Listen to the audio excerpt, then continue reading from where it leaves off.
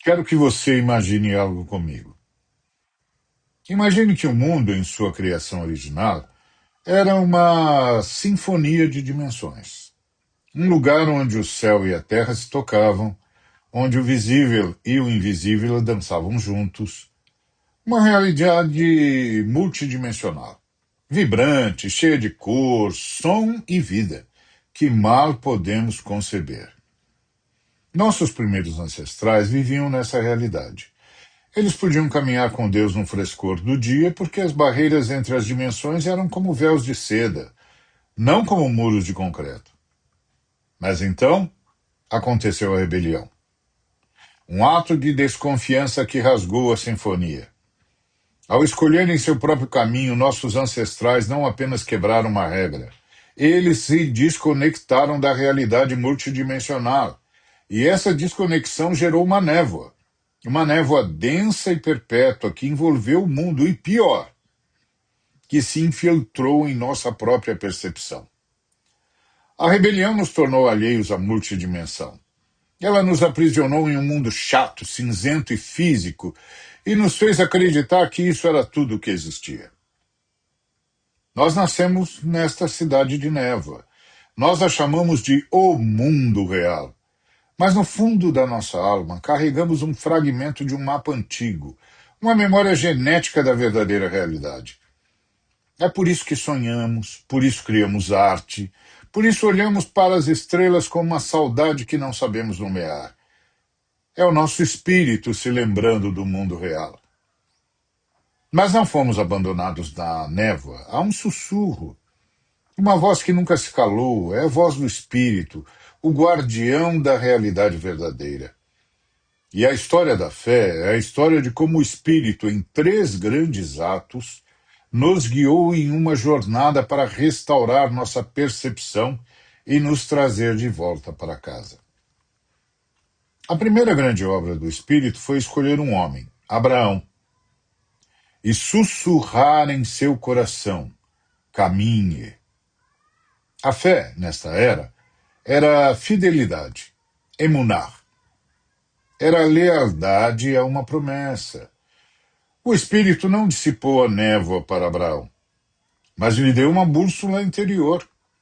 A fé para Abraão seria a confiança de que, mesmo envolto pela névoa, ele estava caminhando em direção à luz. E para os seus descendentes seria a obediência ao Deus de seu pai. Era a fé 1.0. A fé como lealdade a uma promessa futura, sustentada pelo sussurro do Espírito no deserto da nossa percepção limitada. Milênios depois, o próprio cartógrafo, o criador do mundo multidimensional, fez o impensável. Ele entrou em nossa névoa, ele se tornou um de nós, seu nome era Jesus. E a missão do Espírito mudou. O sussurro agora tinha um foco. Olhem para ele. Ele é o mapa vivo. Ele é a própria realidade verdadeira em forma humana, dizia o Espírito. A fé evoluiu para a fé 2.0. Sim, acreditar que Jesus é quem ele diz ser. Era a fé que permitia a Pedro, por um instante, ver além da névoa e declarar: Tu és o Cristo, o Filho do Deus vivo. Mas essa fé, embora poderosa, ainda dependia dos sentidos físicos, da presença do cartógrafo. Quando a névoa pareceu engolir Jesus em uma cruz, essa fé entrou em colapso. O sistema travou. E isso nos leva àquele quarto trancado, o epicentro da falha do sistema. A névoa do medo e da morte nunca esteve tão densa. Eles estavam escondidos, homens e mulheres, amontoados num quarto em Jerusalém. Portas trancadas, cortinas fechadas, 3 dias antes o mundo havia acabado. Ou pelo menos o mundo deles havia acabado. O que dava no mesmo. André estava encostado na parede, olhando para as suas próprias mãos, mãos de pescador, mãos que conheciam redes, peixes e o balanço do barco. Mãos que durante 3 anos haviam esquecido o que era pescar porque seguiam um carpinteiro que dizia coisas impossíveis. E agora, o carpinteiro estava morto. Eu vi uma tumba vazia, Maria Madalena repetia pela 3ª vez. Eu falei com ele. Pedro não respondia. Ele estava olhando para o teto, mas seus olhos não viam nada. Seus olhos ainda viam o rosto de Jesus quando o galo cantou. Antes que o galo cante 3 vezes, você me negará 3 vezes. E ele negara. João, mais jovem, tentava manter a esperança acesa. Pedro, você também viu a tumba vazia e as faixas de linho dobradas. Se roubaram o corpo, por que dobrariam? Eu não sei, Pedro explodiu. Eu não sei de nada, eu não... Então ele apareceu. Não abriu a porta, não bateu. Simplesmente estava ali, no meio do quarto. Paz seja convosco. E é ali, no ponto de falha total, que a realidade verdadeira invade. Jesus simplesmente está lá. As portas trancadas, as paredes de pedra, são barreiras apenas no mundo da névoa. No mundo real, elas são irrelevantes. Ele lhes dá provas que a fé 2.0 deles consegue entender. Toquem em mim, eu tenho carne e ossos. E então, o clímax. Lucas 24:41. E, por não acreditarem eles ainda, por causa da alegria. Você precisa entender. Eles não estavam preparados para isso. Ninguém nunca está preparado para ver um morto de pé na sua frente, sorrindo, dizendo, paz seja convosco, como se tivesse saído para comprar pão. Mas havia algo mais. Algo que ninguém conseguia nomear, mas todos sentiam. Ele era Jesus. Completamente Jesus. A voz, o jeito de inclinar a cabeça, aquele olhar que via através de você, mas sem julgamento, só com amor. E ao mesmo tempo, ele era mais que Jesus. Ou era Jesus, mas alguma coisa que não tinha nome. Como se ele tivesse atravessado uma porta que mudou tudo, mas sem deixar de ser ele mesmo. Por que estão assustados? Ele perguntou com aquela gentileza devastadora que eles conheciam tão bem. Assustados? Assustados? Tiago estava tremendo, literalmente tremendo. A Maria tinha a mão na boca. Mateus, o ex-cobrador de impostos que tinha visto de tudo na vida, estava branco como cal. Vejam minhas mãos e meus pés, sou eu mesmo. Toquem-me e vejam. Um espírito não tem carne e ossos, como vocês estão vendo que eu tenho. Ele estendeu as mãos. As marcas estavam lá. Buracos onde os pregos haviam entrado, você podia ver através deles. Pedro estendeu a mão, tremendo, tocou. A pele era real, quente, viva. É você? Pedro sussurrou. Você está vivo?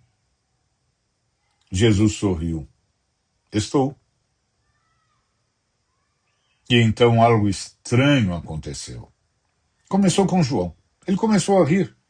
Não uma risada normal, uma risada que era meio choro, meio histeria, meio pura alegria, explodindo porque não tinha para onde ir. Então Tiago começou, e Maria, e de repente todos estavam rindo e chorando e se abraçando e caindo de joelhos e se levantando de novo porque não conseguiam ficar parados. 3 dias de morte, 3 dias de tudo acabado, 3 dias de o que fazemos agora. E ele estava vivo, mas havia algo mais acontecendo naquele quarto. Algo que nenhum deles conseguia processar. Porque, se isso era possível, se um homem morto e enterrado pode estar vivo, de pé, com carne e ossos, e voz e sorrisos, então. Então o quê? Então o que mais era possível? Então a realidade era o quê, exatamente? Então tudo que eles sabiam sobre como o mundo funcionava era. A alegria era enorme, gigante, impossível de segurar. Mas junto com a alegria vinha uma vertigem. Como quando você está numa montanha muito alta e olha para baixo e sente que pode cair. Não porque vai, mas porque seu cérebro não consegue processar a altura. Eles estavam sentindo a vertigem de descobrir que a realidade era infinitamente maior do que pensavam. E essa alegria vertiginosa, estranhamente, atrapalhava a fé. Porque se você aceitar que isso é real, você tem que refazer tudo. Sua cabeça inteira, seu mundo inteiro, você inteiro. Jesus os observava, rindo, chorando, abraçando, alguns caindo de joelhos de novo, outros apenas parados, olhando para ele como se ele fosse desaparecer se piscassem. Essa alegria é o espírito deles. O fragmento do mapa gritando: é verdade, o mundo real existe. Mas a mente, prisioneira da névoa, responde: impossível. Eles estão em curto-circuito. E Jesus sabe que não adianta mais dar provas para o sistema antigo. É hora de um upgrade radical. É hora de restaurar a percepção que foi perdida. E então, ele faz algo extraordinário. João nos conta que Jesus se aproxima e sopra sobre eles. A palavra grega aqui é emphysesen. Prestem atenção. Preste atenção porque esta palavra é uma bomba atômica teológica.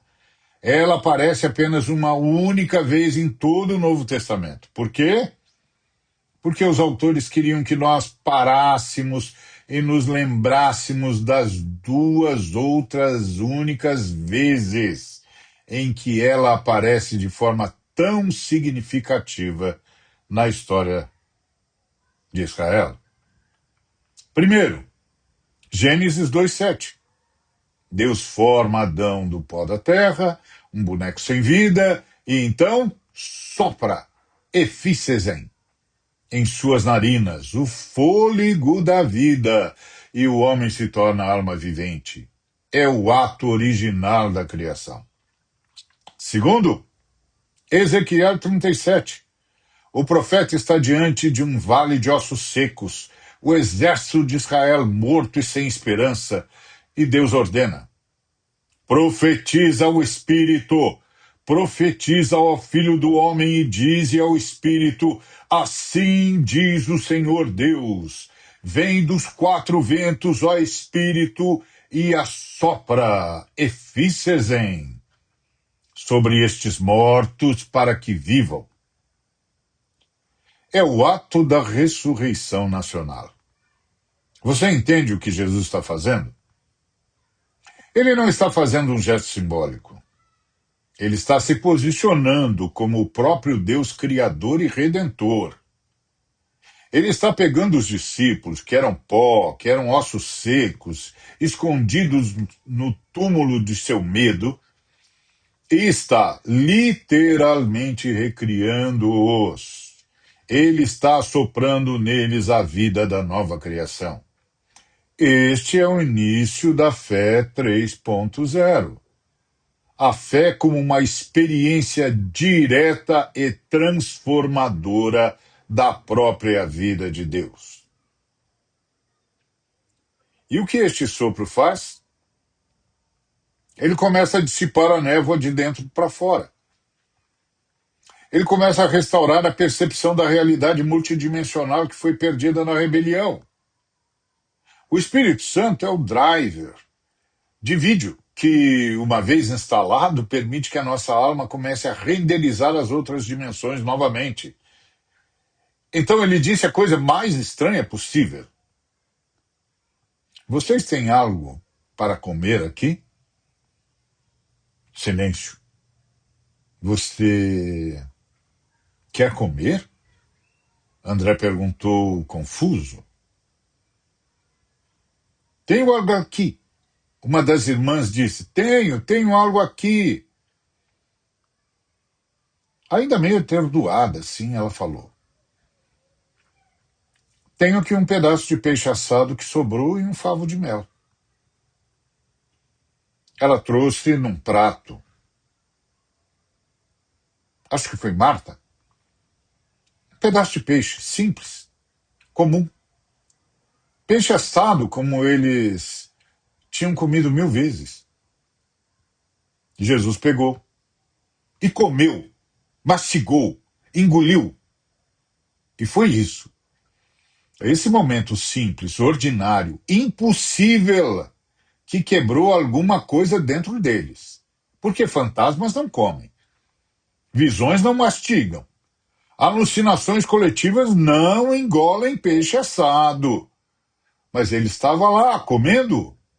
O homem que havia atravessado a morte, o homem que apareceu num quarto trancado sem abrir a porta, o homem que era mais que homem, mas completamente homem, estava comendo peixe.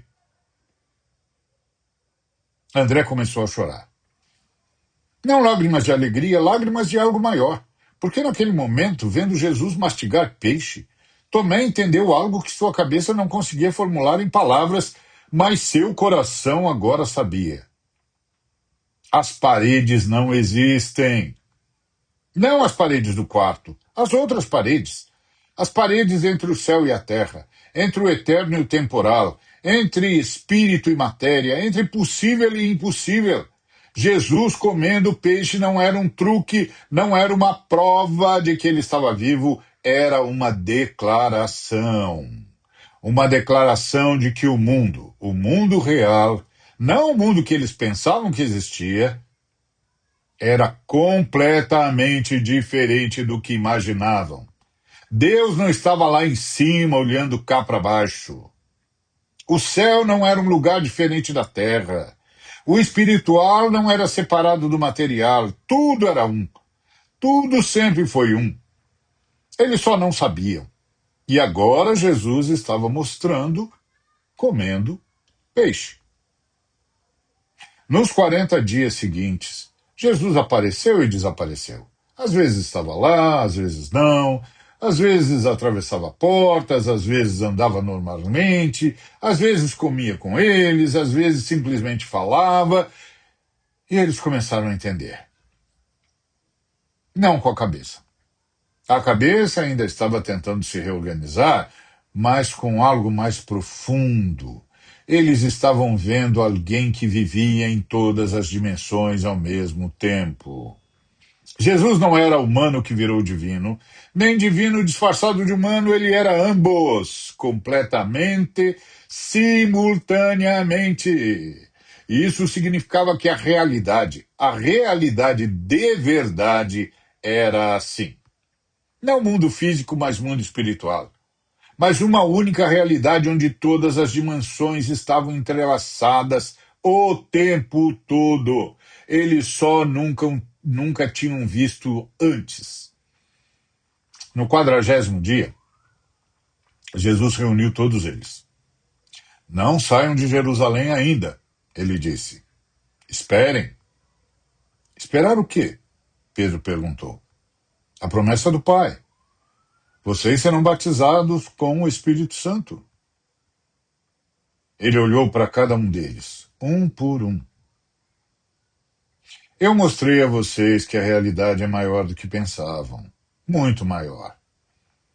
Vocês viram que não há paredes entre céu e terra, que o Eterno pode comer peixe, que morte não é o fim, que tudo está vivo de um jeito que vocês nunca imaginaram. Ele sorriu. Mas há um problema. Qual? João perguntou. Vocês ainda estão assistindo. Vocês estão vendo a mim. Sou eu a viver nessa realidade maior. Mas vocês mesmos ainda estão presos na realidade pequena. Embora o Espírito já os estejam fazendo ver. Mas vocês ainda tropeçam nessa realidade que vocês pensam que é a única. Silêncio. Então o Espírito Santo vem para completar o que começou agora. Jesus continuou. E quando ele vier, vocês não vão mais assistir à realidade maior. Vocês vão viver nela. Vocês vão ser parte dela como eu sou. Como isso é possível? Tomé perguntou. Jesus riu. Tomé, você me viu comer peixe e ainda pergunta como algo é possível? É por isso que, para aqueles que recebem este sopro, para aqueles que são imersos no Espírito Santo, as aparentes barreiras físicas do mundo da névoa começam a perder seu poder final. A ressurreição de Jesus não foi um evento isolado. Foi a inauguração do fim de todas as barreiras. Uma porta trancada? Irrelevante. A distância geográfica? Um mero detalhe. Uma doença terminal? Bom, uma condição do mundo da névoa que pode ser invadida pela realidade superior da cura. A própria morte? Essa foi desmascarada como a maior ilusão da névoa. O mundo sempre foi multidimensional. A obra do Espírito não é criar algo novo, mas restaurar em nós a capacidade de perceber o que sempre esteve lá. Ele nos devolve o mapa completo e nos ensina a lê-lo. A história dos discípulos é a nossa história. Vivemos cercados pela névoa e, muitas vezes, tentamos operar com um sistema de fé desatualizado, baseado apenas em regras ou em crenças intelectuais. E nós travamos. Nós nos cansamos. O convite de Jesus hoje é para o upgrade. É para a fé 3.0. Ele está diante de nós, de cada um de nós, no quarto trancado do nosso coração. Ele quer soprar sobre nós o espírito da realidade verdadeira. Ele quer restaurar nossa percepção. Isso significa que, quando você ora, não está mais enviando palavras através da névoa. Você está, pelo Espírito, acessando uma dimensão onde a vontade de Deus já é uma realidade. Significa que a alegria que parece boa demais para ser verdade é, na verdade, um vislumbre da realidade como ela realmente é. Significa que as paredes em sua vida, seus medos, seus vícios, suas impossibilidades, não têm a palavra final. Então eu convido você a fazer parte dessa cena final. Sinta a névoa ao seu redor, o peso do dia, as preocupações. Mas agora sinta a presença do Senhor Jesus ao seu lado. Ele não está com raiva da sua percepção limitada. Ele está aqui para curar você disso. E ele se inclina e sopra sobre você. Sinta o sopro da nova criação preenchendo seus pulmões. Sinta a névoa dentro de você começar a se dissipar. Sinta a sua percepção se expandir. Essa é a promessa da ressurreição. Não apenas que um dia iremos para o céu, mas que o céu, a realidade multidimensional de Deus pode começar a invadir nossa vida aqui e agora. Basta uma coisa só: render-se ao sopro. Então, deixe seu coração se tornar a sua própria oração. Deixe que seu anseio se transforme em palavras silenciosas, mas que dizem: Pai, nós nos cansamos de viver na névoa. Eu me cansei de viver na névoa. Me cansei de uma fé limitada e me abro para o teu sopro, o sopro do teu filho, Pai. Sopra sobre mim, Santo Espírito. Recria-me. Restaura minha percepção. Instala em mim essa fé 3.0, que eu acho até que já devia ter plena em mim, mas eu quero ver como o Senhor vê. Viver como o Senhor vive. Quero experimentar a alegria que não trava o sistema, mas que se torna o próprio sistema. Que as barreiras aparentes da minha vida começam a se dissolver à medida que aprendo a viver na tua realidade multidimensional. Em nome do Senhor Jesus, Pai, eu recebo teu sopro. Amém.